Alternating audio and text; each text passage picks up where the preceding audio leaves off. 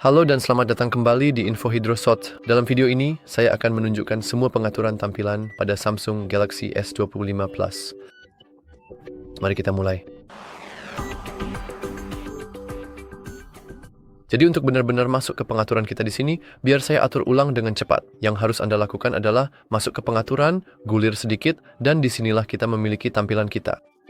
Pilihan pertama tentu saja untuk mengubah dari mode terang ke mode gelap, yang mengubah segalanya, bahkan termasuk sistem kita, misalnya jam ini.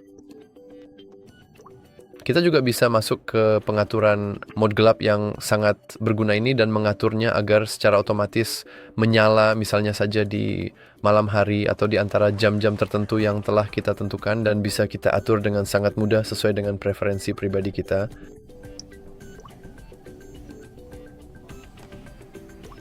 Lalu kita punya slider kecerahan sederhana yang bisa meningkatkan kecerahan kita ke tingkat yang sangat tinggi atau menurunkannya hampir sepenuhnya. Kita juga bisa mengaktifkan kecerahan adaptif. Ini juga dikenal sebagai kecerahan otomatis.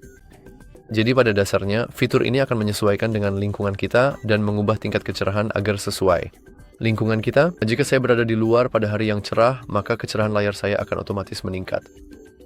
Jika kita menonaktifkan opsi ini, kita juga bisa melihat fitur kecerahan ekstra yang bisa kita aktifkan, dan secara default, ponsel kita akan memiliki tingkat kecerahan yang jauh lebih tinggi.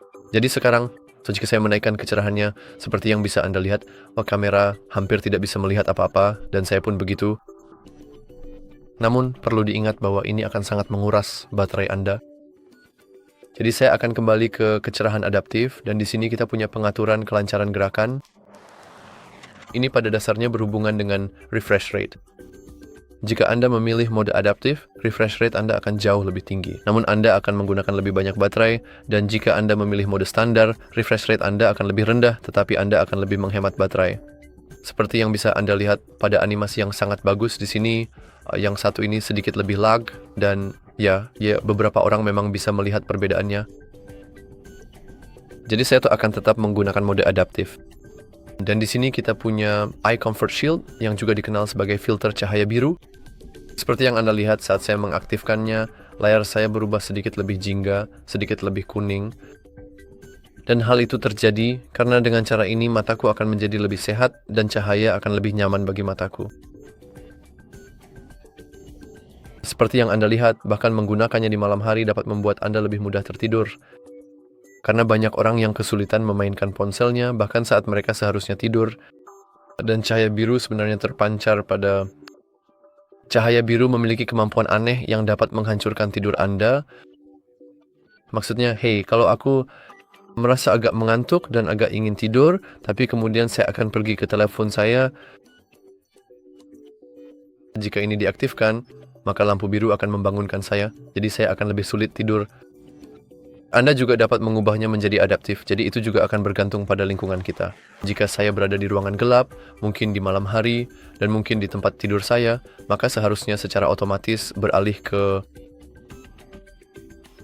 warna yang lebih hangat. Atau kita bisa memilih custom, dan di sini kita juga bisa mengatur jadwalnya sehingga bisa diatur selalu aktif dari matahari terbenam hingga matahari terbit. Jadi seharusnya bisa mendeteksi kapan matahari di daerah saya terbit dan terbenam. Atau kita bisa memilih custom dan mulai dari jam tertentu serta berakhir di jam tertentu. Dan kita juga bisa menaikkan suhu warna kita. Jadi ketika kita mengaktifkan pelindung mata, pelindung kenyamanan mata, ponsel saya akan menjadi sangat-sangat oranye. Dan kita juga bisa mengaktifkan kenyamanan yang ditingkatkan. Jadi pada dasarnya ini akan membuat... Jadi secara otomatis akan menyesuaikan kontras Anda. Dan pada dasarnya ini membuatnya lebih baik digunakan saat Anda menggulir ponsel di malam hari. Tapi sekarang saya akan mematikannya dulu. Lalu kita bisa pergi ke nada warna adaptif. Dan itu pada dasarnya sangat mirip dengan ini, kecuali fitur ini bekerja sepanjang waktu. Dan pada dasarnya ini akan melindungi Anda dari perubahan warna yang tiba-tiba, dan juga akan menyesuaikan diri berdasarkan lingkungan Anda. Anda juga bisa masuk ke mode layar, Anda bisa beralih antara mode vivid atau natural. Jika Anda memilih natural, pada dasarnya tidak ada yang perlu diatur di sini. Karena mode ini akan menampilkan semua warna alami. Tapi jika Anda memilih vivid, Anda sebenarnya bisa mengatur keseimbangan putih. Jadi Anda bisa secara otomatis mengatur agar ponsel Anda memiliki sedikit kenyamanan untuk mata. Atau Anda bisa sepenuhnya memilih warna dingin. Dan di sini kita juga dapat masuk ke pengaturan lanjutan untuk meningkatkan ketajaman dan juga mengubah yang berbeda nilai-nilai. Misalnya, katakanlah saya sangat menyukai warna hijau, jadi saya akan menonaktifkan semua warna lainnya. Dan sekarang nilai hijau akan terlihat dengan cara terbaik. Namun mari saya atur ulang ke keadaan normal, dan mari kita lanjutkan. Di sini kita memiliki perubahan pada ukuran dan gaya font, jadi kita dapat mengubah hak font kita ke sesuatu yang benar-benar konyol, seperti Cool Jazz. Dan sekarang setiap font akan terlihat seperti ini, jadi kita bisa kembali ke pengaturan default. Kita juga bisa menambah ketebalan huruf agar lebih mudah terlihat, dan Anda juga bisa memperbesar ukuran font yang juga akan memperbesar ya, pada dasarnya semuanya.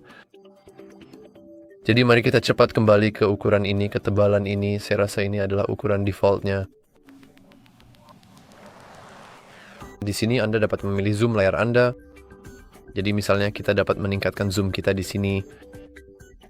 Jadi beberapa item di layar kita akan lebih kecil ataupun lebih besar nanti. Dan kemudian kita memiliki resolusi layar kita yang bisa bervariasi. Itu dapat memengaruhi masa pakai baterai Anda. Jadi jika Anda telah mengaturnya ke yang serendah mungkin, Anda akan mendapatkan visual yang sangat mendasar, namun Anda dapat melihat penggunaan baterai terendah. Yang ini misalnya adalah yang paling tajam, tetapi dengan penggunaan paling banyak, dan yang ini adalah perpaduan antara keduanya. Lalu Anda bisa melihat potongan kamera, yang mana bisa kita atur agar secara otomatis menyembunyikan atau menonaktifkannya. Karena seperti yang Anda lihat, saya memiliki bagian kecil di layar saya yang ada titik hitam di sini, dan itu adalah kamera depan saya. Dan saya bisa mengatur di aplikasi mana saja saya ingin benar-benar menonaktifkannya. Jadi misalnya di kalender saya bisa klik tampilkan potongan kamera, dan begitu saya masuk ke kalender saya di sini, ternyata tidak berfungsi. Mungkin saya harus menampilkannya. Meskipun semuanya juga sudah diatur ke otomatis, jadi mungkin, sekarang Anda bisa lihat bahwa layarnya menjadi hitam. Di sini kita juga punya pengaturan waktu layar mati. Fungsinya pada dasarnya adalah jika saya atur ke 15 detik, dan setelah 15 detik tanpa interaksi dengan ponsel ini, layar akan otomatis mati sendiri. Ini fitur yang keren jika Anda ingin mengaturnya ke waktu yang singkat dan pada dasarnya menghemat banyak baterai Anda. Terutama jika Anda cenderung membiarkan ponsel Anda tetap menyala. Tapi jangan khawatir, ini tuh tidak akan berfungsi saat Anda misalnya menonton video YouTube. Di sini kita bisa mengaktifkan mode mudah. Fitur ini pada dasarnya akan secara otomatis memperbesar ukuran aplikasi, ukuran font, semuanya. Jadi dengan satu tombol sederhana, semuanya menjadi besar. Dan itu adalah fitur keren misalnya, untuk orang lanjut usia.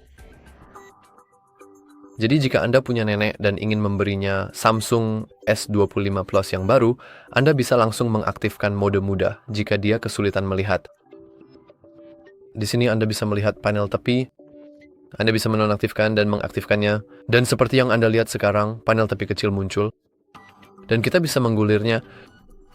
Dan seperti yang kita lihat, ada berbagai aplikasi. Dan kita bisa menggulir ke bawah melalui aplikasi-aplikasi itu, atau kita bisa langsung mengkliknya. Dan kita bisa menyesuaikannya sesuka hati kita. Jadi misalnya, saya bisa menonaktifkan alat-alat saya di sini, menonaktifkan orang acak, dan menonaktifkan pengingat. Dan sekarang, kita hanya memiliki aplikasi-aplikasi ini saja di sini. Dan kita juga bisa masuk ke bagian handle. Dan dengan mudah mengubah beberapa hal yang berbeda. Misalnya, kita bisa mengubah warnanya menjadi hijau yang indah, meningkatkan transparansinya atau menurunkannya, menambah ukuran dan juga lebarnya. Jadi ini bisa diakses lebih mudah dan kita juga bisa memindahkannya kemana saja. Tapi biar saya cepat kembalikan ke pengaturan normal.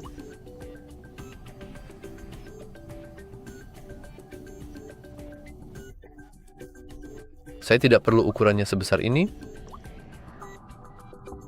Dan di sini kita punya bilah navigasi. Kita pada dasarnya bisa menggunakannya untuk menonaktifkan tombol-tombol di sini dan menggunakan gesture. Jadi kalau misalnya, jika saya menahan tombol seperti ini, saya bisa melihat semua tab yang sedang terbuka. Saya bisa langsung masuk ke layar utama saya. Izinkan saya menunjukkannya. Jika saya geser saja seperti itu, dan jika saya ingin kembali, saya tinggal menggesek dari setiap sisi panel.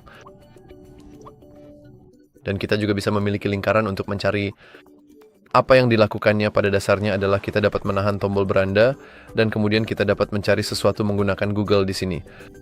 Namun Anda harus memiliki koneksi internet yang stabil. Dan kita sampai pada beberapa tempat terakhir pada daftar ini. Di sini kita memiliki perlindungan sentuhan yang tidak disengaja. Jadi ponsel Anda tidak akan otomatis menyala sendiri ketika misalnya Anda menyentuhnya di dalam saku. Karena ponsel juga mendeteksi jika berada di tempat gelap. Namun jika Anda ingin menonaktifkannya, kita bisa langsung menonaktifkannya dan ponsel tidak akan memiliki perlindungan sentuhan apapun. Pengaturan lain adalah sensitivitas sentuhan. Ini sangat berguna jika Anda menggunakan pelindung layar. Karena tanpa itu Anda harus... Ya, saya tidak sedang menggunakan pelindung layar saat ini.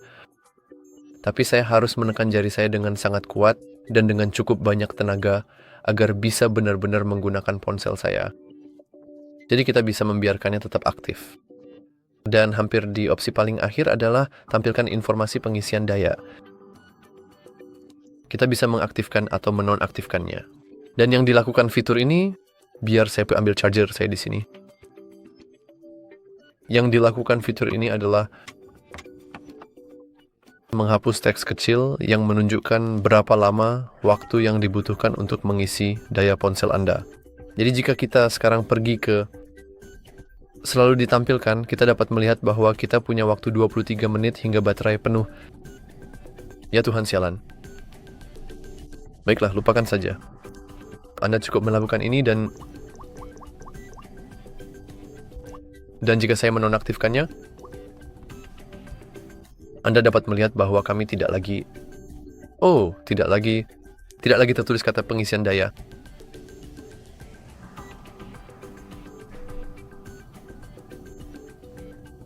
Sungguh menyebalkan, tahu? Ya, itu bekerja secara acak. Mungkin karena saya baru saja menambahkan sidik jari saya beberapa menit yang lalu dan ponselnya belum terlalu mengenal sidik jari saya. Jadi sekarang opsi terakhir adalah screensaver. Pada dasarnya ini akan menampilkan berbagai layar dan foto-foto yang berbeda jika kita mengaktifkan foto saat ponsel kita menyala dan terhubung ke pengisi daya. Apakah itu perlu? Itu akan...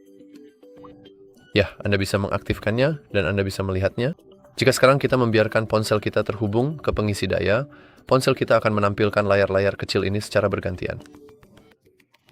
Ini memang tampilan yang menarik meskipun saya rasa ini akan membuat baterai Anda lebih cepat habis. Jadi saya sarankan Anda untuk menonaktifkannya, atau jika Anda tidak peduli dengan baterai Anda, maka Anda bisa langsung mengaturnya ke none. Dan itu saja untuk pengaturan tampilan di Samsung F25 Plus. Jika Anda menyukai video ini, silakan like dan subscribe. Terima kasih sudah menonton.